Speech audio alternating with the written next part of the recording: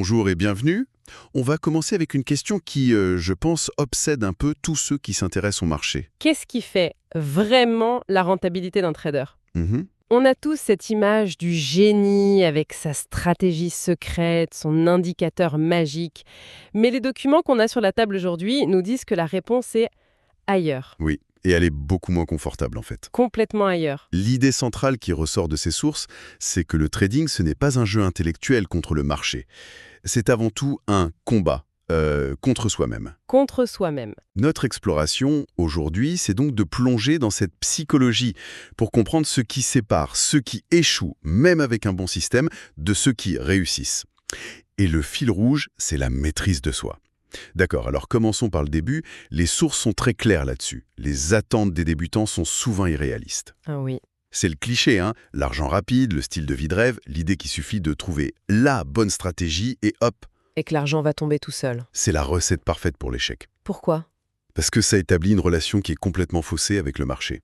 L'auteur oppose cette vision à celle du professionnel et le contraste est saisissant. C'est-à-dire? Pour le pro, le trading est un jeu de probabilité. Pas de certitude. Une perte, ce n'est pas un échec personnel. C'est une dépense opérationnelle, comme le loyer d'un magasin. C'est un coût de fonctionnement. Exactement. L'objectif numéro 1, ce n'est jamais le profit. C'est la survie. Il faut rester dans le jeu. Le profit, c'est juste une conséquence de ça. Et ça, c'est radical. Ça inverse complètement la logique du débutant. On passe de comment je gagne de l'argent à comment je survis assez longtemps pour que mes probabilités jouent en ma faveur. C'est le changement fondamental. Il y a une phrase dans le texte qui dit « Si vous essayez d'éviter les pertes, le marché vous punira ». C'est violent. Oui, mais c'est vrai. Essayer d'éviter la perte à tout prix, ça veut dire qu'on trade avec la peur. Et la peur fait prendre des décisions catastrophiques. On coupe un gain trop tôt, on laisse courir une perte en espérant un miracle. Voilà. Accepter que les pertes font partie du métier, c'est la seule façon de garder le contrôle. C'est paradoxal, mais c'est en acceptant de perdre qu'on se donne une chance de gagner. D'accord. Mais là, une question me vient. Si on accepte les pertes, n'est-ce pas hyper tentant, après 3 ou 4 d'affilée, de se dire « ma stratégie ne marche pas, j'en cherche une autre ». Absolument. Et ça, c'est un piège central que les sources abordent. Le zapping stratégique. C'est ça, le strategy hopping. C'est l'un des comportements les plus destructeurs. À chaque perte, l'amateur remet en question sa méthode. Le professionnel, lui, il remet en question son exécution. Ah, la nuance est taille. Et l'un des messages les plus forts de notre analyse, c'est que les traders rentables, en fait, ils en font moins, pas plus. Moins. C'est contre-intuitif, on imagine toujours le pro devant 6 écrans qui jongle avec 10 stratégies. C'est une image de film. La réalité décrite ici est à l'opposé. Il s'agit de maîtriser une seule chose à la perfection. Un seul setup, très clair. Donc une configuration de marché bien précise. Voilà, sur un ou deux marchés, avec des règles d'entrée, de sortie, gravées dans le marbre. La confiance, elle ne vient pas de la complexité. Elle vient de la répétition. Et en changeant tout le temps, on ne construit jamais cette confiance. Jamais. On ne traverse jamais les périodes de perte qui sont inévitables. On est dans un cycle permanent de doute et on redémarre à zéro. La clé, ce n'est pas la stratégie, c'est la constance de l'application. Mais rester constant, discipliné, surtout pendant une série de pertes, ça demande une force mentale colossale. Quel est le socle qui permet de tenir, Elves? Excellente question. Ça nous amène à la fondation de tout. Et cette fondation, c'est une gestion du risque, obsessionnelle. Obsessionnel. Oui, les sources sont catégoriques. Sans ça, aucune discipline n'est possible. On parle de règles non négociables. La première, ne jamais risquer plus d'un petit pourcentage fixe de son capital, souvent 0,5%, 1% maximum.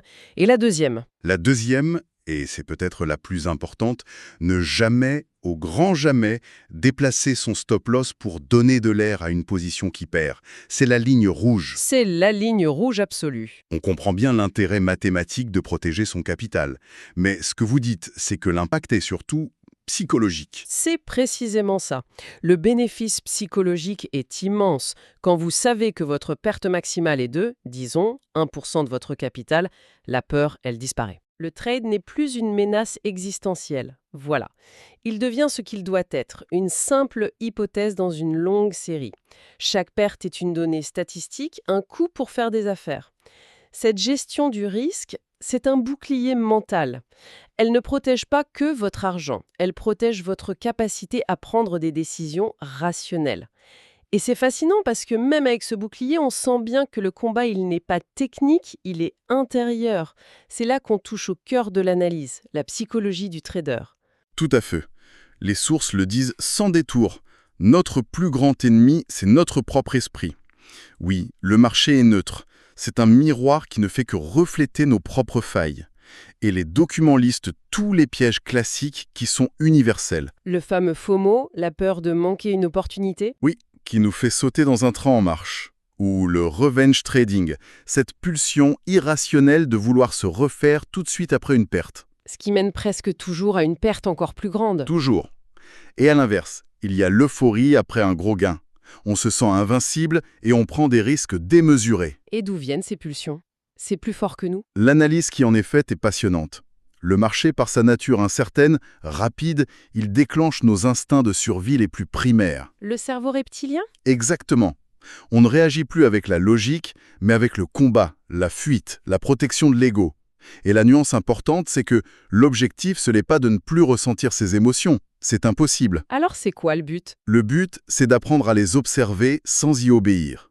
De créer un espace entre l'impulsion de cliquer et l'action réelle. D'accord, mais ces émotions sont puissantes. Les sources doivent bien proposer des outils concrets pour gérer ça, non? On ne peut pas juste compter sur la volonté. Heureusement, oui. Et le premier outil est qualifié de non négociable. C'est le journal de trading. Ah, le fameux journal! Sa puissance est souvent sous-estimée. Il transforme le chaos subjectif des émotions en données objectives. C'est un peu comme tenir un journal alimentaire quand on veut perdre du poids. On pense manger sain, mais le journal révèle le croissant de 10 heures. Et le chocolat de 16 heures? Je vois. Le journal de trading, il fait la même chose pour nos écarts de comportement. Donc ce n'est pas juste noter les gains et les pertes. Pas du tout. C'est noté pour chaque trade, pourquoi je suis entré, quel était mon état émotionnel, calme, impatient, en colère, est-ce que j'ai respecté mon plan à 100%? Et, au bout de quelques semaines, des schémas apparaissent. De façon évidente, on réalise que nos pires pertes ne viennent pas d'une mauvaise lecture du marché, mais d'une violation de nos propres règles. Le journal, c'est un miroir impitoyable. Et cette prise de conscience, c'est la première étape vers le contrôle. Il y a une autre idée dans ces textes qui me frappe, se concentrer sur le processus et pas sur l'argent. J'avoue que c'est difficile à avaler. Comment on se concentre sur le processus quand le loyer à la fin du mois, il se paie avec de l'argent, pas avec une bonne exécution? C'est le paradoxe au cœur du trading performant. L'obsession du résultat financier sur chaque trade, ça crée une pression psychologique immense. Et ça paralyse. Et ça mène à l'erreur. Exactement. Se concentrer sur le processus, c'est déplacer son attention vers ce qu'on contrôle. On ne contrôle pas si le prochain trade sera gagnant ou perdant. Ça, on ne le contrôle pas. Mais on contrôle quoi alors? On contrôle à 100% si on suit ses règles, si on calcule son risque, si on exécute sans hésiter. Le but, c'est de se juger uniquement là-dessus, sur la qualité de son exécution, pas sur le résultat. Et la rentabilité dans tout ça? Elle devient le sous-produit naturel d'un comportement professionnel répété des centaines de fois. Ce n'est plus un but à atteindre sous pression. Donc pour vraiment intégrer ça, il faut changer sa définition même de la réussite. Un bon trade, ce n'est plus forcément un trade gagnant. C'est un renversement total de la pensée. Imaginez, vous suivez votre plan à la lettre, votre risque est parfait, l'exécution est propre, et vous perdez 500 €, c'est une mauvaise journée. Eh ben non. Selon cette philosophie, c'est une victoire. C'est un bon trade. Maintenant, imaginez l'inverse. Vous paniquez, vous entrez sur un coup de tête, vous violez toutes vos règles. Et par pure chance, vous gagnez 1000 €. Là, on est content. Mais c'est un mauvais trade, c'est une défaite. Une défaite, alors qu'on a gagné de l'argent? Oui, parce que le premier trade, le perdant, il renforce une discipline qui mène à la rentabilité à long terme. Le second, le gagnant, il renforce une habitude de jeu de hasard qui mène à la ruine. Je vois. Le résultat d'un seul trade, c'est du bruit statistique. C'est ça. La qualité de la décision, c'est le signal. Et en se jugeant sur sa discipline, on construit sa confiance, même pendant une série de pertes, parce qu'on sait qu'on fait ce qu'il faut. Tout ce qu'on décrit là, la discipline, la gestion des émotions, le détachement du résultat, ça dépasse largement le cadre du trading. On dirait presque une philosophie de vie. L'auteur fait ce lien très clairement. Et c'est un point souvent négligé. La force mentale, elle se construit bien au-delà des graphiques. Comment ça? Un esprit calme et reposé exécute infiniment mieux qu'un esprit stressé ou fatigué. La source insiste sur l'hygiène de vie, bien dormir, faire de l'exercice, éviter de trader quand on est émotionnellement perturbé par autre chose, avoir des routines. Des routines pour se mettre en condition et surtout savoir s'arrêter.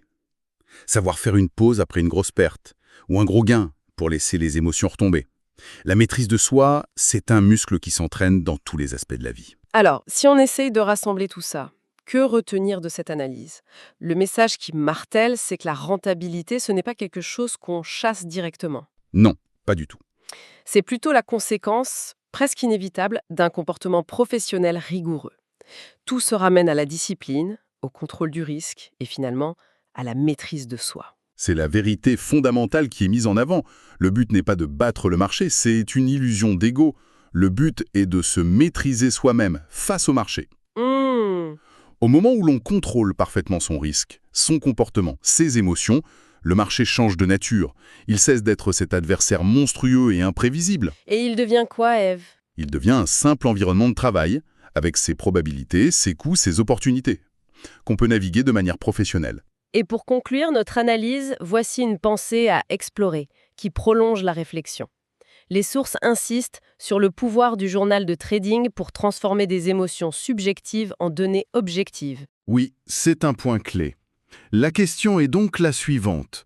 Dans quels autres domaines de notre vie, bien au-delà de la finance, ce même principe d'auto-observation rigoureuse pourrait-il nous aider à transformer nos ressentis flous en informations concrètes pour prendre de bien meilleures décisions ?